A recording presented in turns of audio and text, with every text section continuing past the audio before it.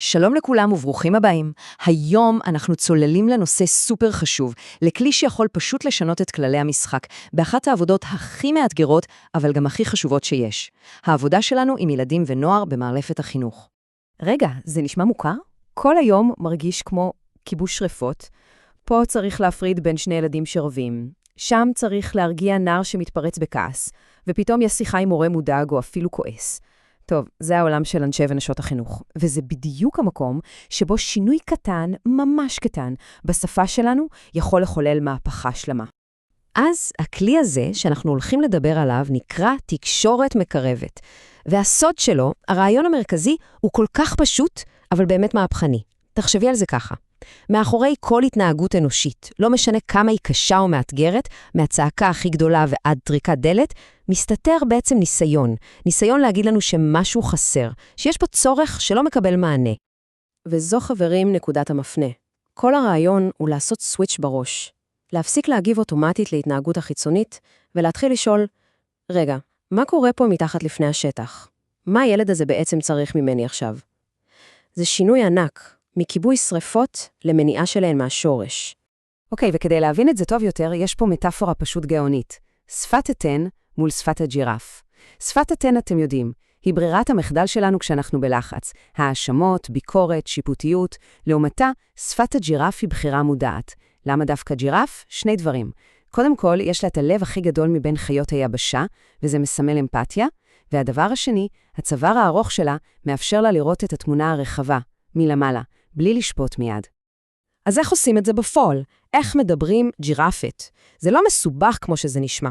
השיטה מציעה מודל ממש פשוט ופרקטי, שמורכב מ4 שלבים מאוד ברורים. בואו נעבור עליהם אחד-אחד. אוקיי, אז ככה זה עובד. שלב ראשון, תצפית. מה זה אומר? לתאר עובדות נקיות, בלי פרשנות. ממש כמו מצלמה. לא אתה מפריע, אלא קמת מהכיסא 3 פעמים. שלב שני, רגש. לזהות מה אני מרגיש, או מה הילד שמולי מרגיש.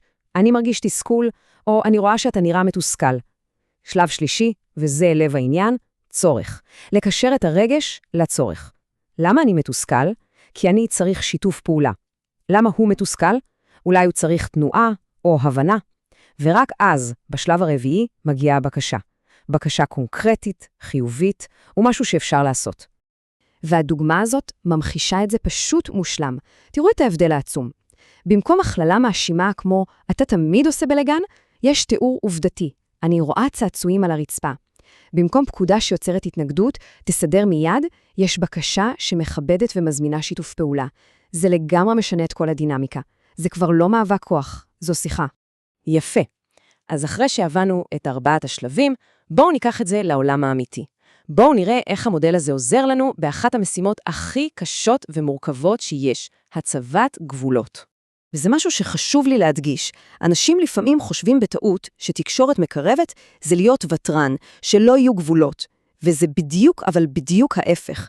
ילדים ונוער צריכים גבולות. גבולות נותנים להם ביטחון. אבל השאלה היא איך מציבים את הגבול. גבול לא חייב להיות חומה שדוחה או עונש. גבול יכול להיות כמו חיבוק. חיבוק בטוח שאומר אני פה ואני שומר עליך. כשאנחנו עובדים עם ילדים צעירים, הכל מתחיל מהגוף.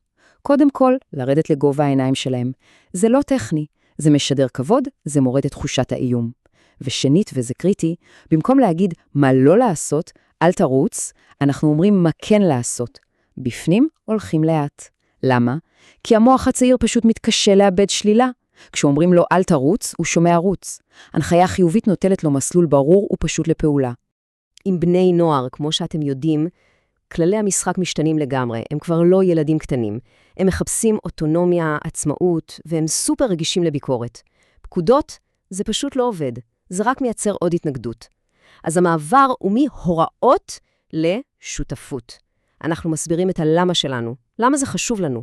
ובעיקר, אנחנו מזמינים אותם להיות חלק מהפתרון. אוקיי, ועכשיו בואו ניגש לאחת הזירות הכי מורכבות, ולפעמים גם הכי טעונות, התקשורת שלנו עם ההורים.